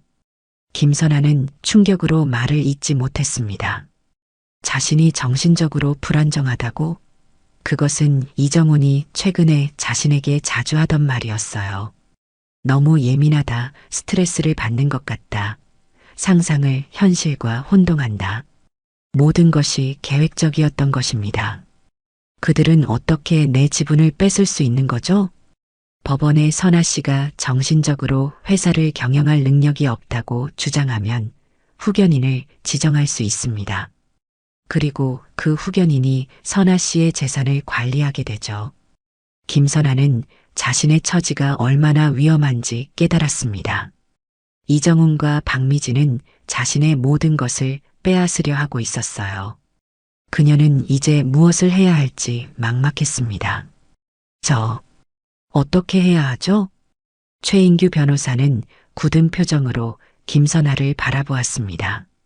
일단 집으로 돌아가서 평소와 같이 행동하세요. 아무것도 모르는 척해야 합니다. 그들이 의심하기 시작하면 더 빨리 움직일 테니까요. 저는 이 사이에 증거를 더 수집하고 법적 대응책을 마련하겠습니다. 김선아는 두려움에 떨며 집으로 돌아왔습니다. 이제 자신의 집은 더 이상 안전한 장소가 아니었어요. 매 순간이 연극이 되어버렸습니다. 남편을 마주할 때마다, 어머니와 대화할 때마다 그녀는 웃는 가면을 써야 했어요. 그것은 김선아에게 엄청난 정신적 고통을 주었습니다. 며칠이 지나자 이정훈과 박미진은 김선아의 행동에 의심을 품기 시작했어요. 김선아가 아무리 노력해도 그녀의 눈빛에 담긴 슬픔과 배신감은 완전히 숨길 수 없었기 때문입니다. 여보, 요즘 뭔가 있어요? 말이 없네요. 이정훈이 어느 저녁 김선아에게 물었습니다. 그의 말투는 걱정스러웠지만 눈빛은 차가웠어요. 아니에요. 그냥 좀 피곤해서. 정말요? 아니면 어머님과 또 무슨 일 있었어요? 요즘 어머님을 이상하게 쳐다보는 것 같던데. 김선아는 남편의 말에 가슴이 쿵쾅거렸습니다. 이정우는 자신을 관찰하고 있었던 것이었어요. 아니에요. 그냥 잠을 잘 못 자서 그래요. 그럼 병원에 가보는 게 어때요? 요즘 당신 행동이 조금 이상해요. 혹시 우울증이나 다른 문제가 있는 건 아닌지. 이정훈의 말에 숨은 의도가 느껴졌습니다. 그는 이미 김선아를 정신적으로 불안정한 사람으로 만들기 위한 작업을 시작한 것이었어요. 그날 밤 김선아는 이정훈이 자신의 휴대폰을 몰래 확인하는 모습을 발견했습니다. 화장실에 다녀오는 사이 이정훈은 김선아의 통화 기록과 메시지를 살펴보고 있었어요. 다행히 김선아는 최인규 변호사와의 연락을 다른 전화로 하고 있었기 때문에 이정훈은 아무것도 발견하지 못했습니다. 상황은 점점 더 위험해졌어요. 어느 날 박미진은 김선아에게 의사를 추천해 주겠다며 접근했습니다. 선아야, 내가 요즘 많이 힘들어 보여서 걱정돼. 내 친구 중에 좋은 정신과 의사가 있는데 한번 만나보는 게 어때? 김선아는 어머니의 갑작스러운 관심이 위선적으로 느껴졌습니다. 평생 자신에게 차갑게 대하던 어머니가 갑자기 걱정을 한다는 것이 의심스러웠어요. 아니에요, 어머니. 저 괜찮아요. 그래도 한번 가보는 게 좋을 것 같아. 정훈이도 너무 걱정하고 있어. 가끔 내가 혼자 중얼거리고 이상한 행동을 한다고. 김선아는 충격을 받았습니다. 이정훈이 자신에 대해 거짓말을 퍼뜨리고 있었던 것이었어요. 그녀는 최인규 변호사의 조언을 떠올리며 침착하게 대응했습니다. 정말요? 제가 언제 그랬죠? 전 멀쩡한데. 봐봐, 내가 또 기억을 못하잖아. 이런 일이 자주 있다고 정훈이가 말하던데. 김선아는 가슴이 조여오는 것을 느꼈습니다. 두 사람의 계략이 점점 더 구체화되고 있었어요. 그들은 김선아를 정신병자로 만들기 위해 체계적으로 움직이고 있었습니다. 급박해진 상황에 김선아는 최인규 변호사에게 연락했어요. 두 사람이 외출한 틈을 타서 그녀는 비밀리에 최인규 변호사를 만났습니다. 상황이 생각보다 빨리 진행되고 있네요. 우리도 서둘러야 합니다. 최인규 변호사는 무거운 표정으로 말했습니다. 어떻게 해야 하죠? 그들이 저를 미친 사람으로 만들려고 해요. 이정우는 이미 주변 사람들에게 제가 이상한 행동을 한다고 말하고 다니고 있어요. 그래서 이 자료를 가져왔습니다.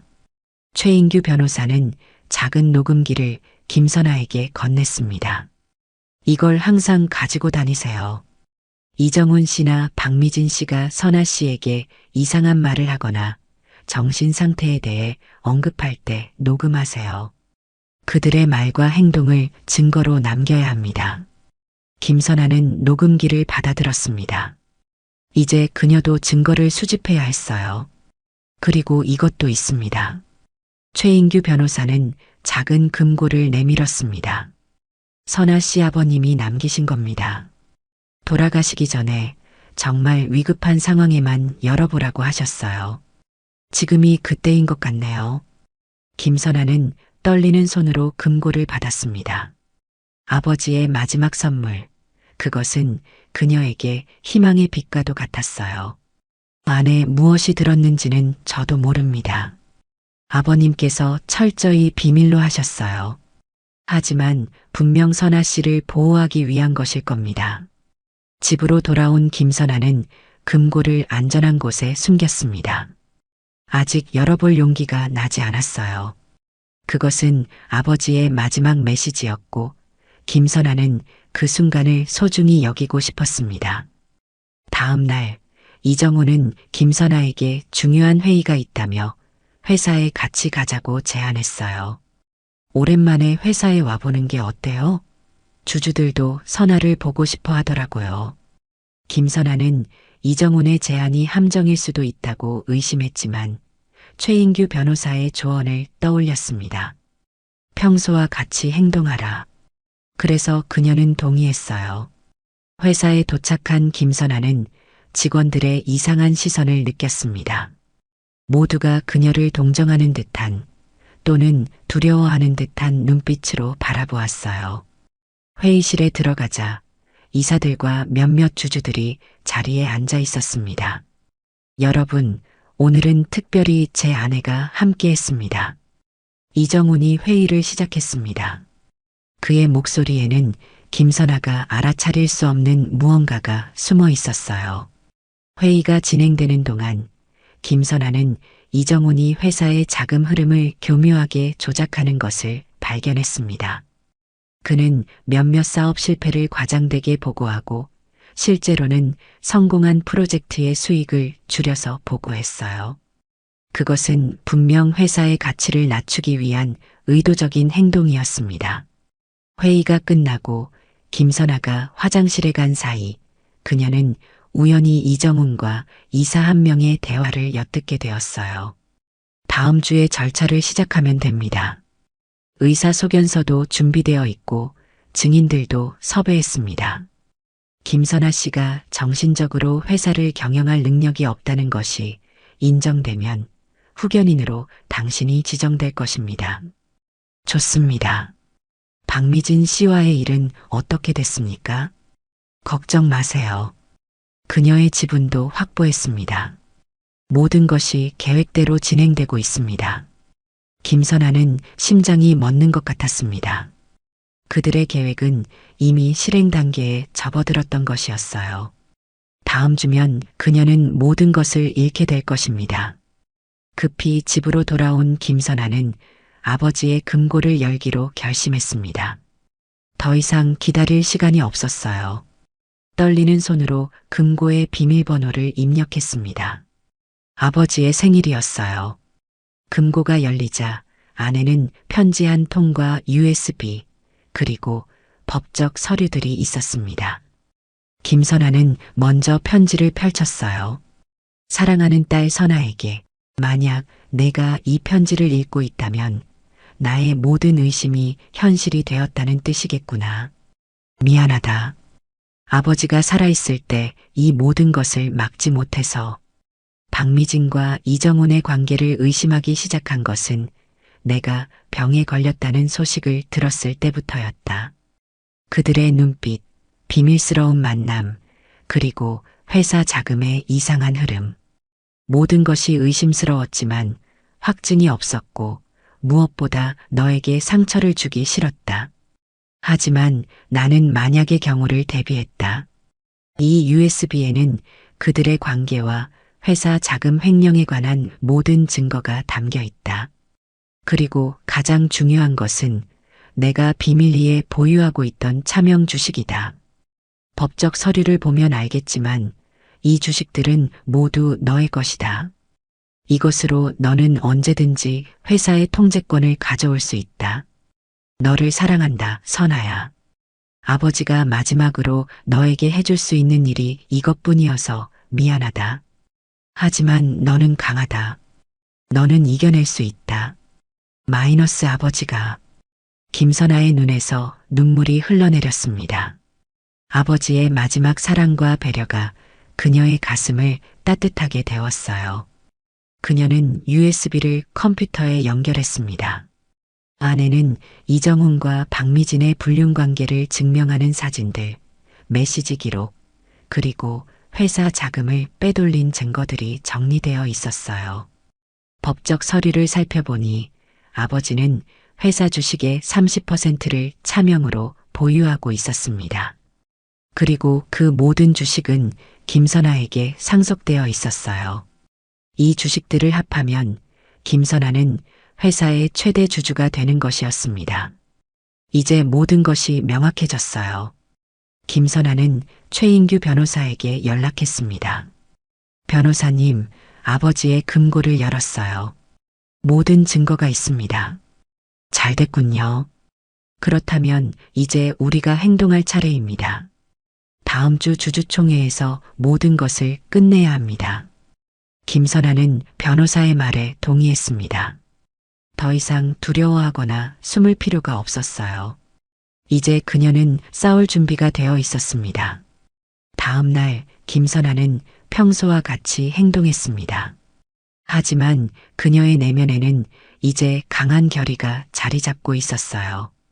이정훈과 박미진은 여전히 그녀를 얕보며 대했지만 김선아는 더 이상 상처받지 않았습니다. 모든 것이 곧 끝날 것이라는 것을 알고 있었기 때문이에요. 주주총회 전날 밤 이정훈은 승리를 확신하는 듯 김선아에게 말했습니다. 내일 회사에 중요한 일이 있어요. 아마 늦게 돌아올 것 같네요. 김선아는 담담하게 대답했습니다. 그래요? 어떤 중요한 일인데요? 이정훈은 잠시 망설이다가 말했습니다. 그냥 회사 일이에요. 선아는 신경 쓰지 않아도 돼요. 알겠어요. 그런데 어머니는요? 어머니도 참석하나요? 이정훈의 표정이 살짝 굳었습니다. 아니요. 어머님은 무슨 상관이. 아, 그래요? 어머니가 회사 일에 관심이 많으신 것 같아서요. 특히 주식에 관한 일. 이정훈의 눈이 커졌습니다. 김선아의 말이 의미하는 바를 눈치챈 것 같았어요. 무슨 말을 하는 거예요? 김선아는 미소를 지었습니다. 아무것도 아니에요. 그냥 내일 좋은 하루 보내세요. 다음 날 아침 이정훈은 서둘러 집을 나섰습니다. 그의 얼굴에는 승리의 미소가 어려 있었어요. 오늘은 그가 김선아의 모든 것을 빼앗는 날이 될 것이라고 생각했기 때문입니다. 김선아도 준비를 마쳤습니다. 그녀는 오랜만에 정장을 차려입고 아버지의 USB와 법적 서류들을 가방에 넣었어요. 최인규 변호사와 약속한 시간보다 조금 일찍 회사에 도착했습니다. 주주총회는 오전 10시에 시작되었습니다. 회의실은 주요 주주들과 이사들로 가득 찼어요. 이정훈은 자신감 넘치는 모습으로 단상에 올라 회의를 시작했습니다. 여러분, 오늘은 매우 중요한 안건이 있습니다. 바로 회사의 새로운 경영 체제에 관한 것입니다. 이정훈이 말을 이어가려는 순간 회의실 문이 열리고 김선아와 최인규 변호사가 들어섰습니다. 모든 시선이 그들에게 집중되었어요. 죄송합니다만 제가 먼저 할 말이 있습니다. 김선아가 당당하게 앞으로 나섰습니다. 이정훈의 얼굴이 창백해졌어요. 선아, 당신이 왜 여기 있는 거요? 이건 회사 일이라고. 네, 회사 일이죠. 그리고 저는 이 회사의 주주입니다. 아니, 정확히 말하면 최대 주주죠. 회의실이 술렁였습니다. 이정훈은 혼란스러운 표정으로 김선아를 바라보았어요. 무슨 말도 안 되는 소리를 하는 거요? 당신은 정신적으로 불안정하다고요? 그게 당신의 계획이었죠? 김선아는 USB를 꺼내 회의실의 프로젝터에 연결했습니다. 화면에는 이정훈과 박미진의 불륜 사진이 나타났어요. 회의실에서 충격의 탄성이 흘러나왔습니다.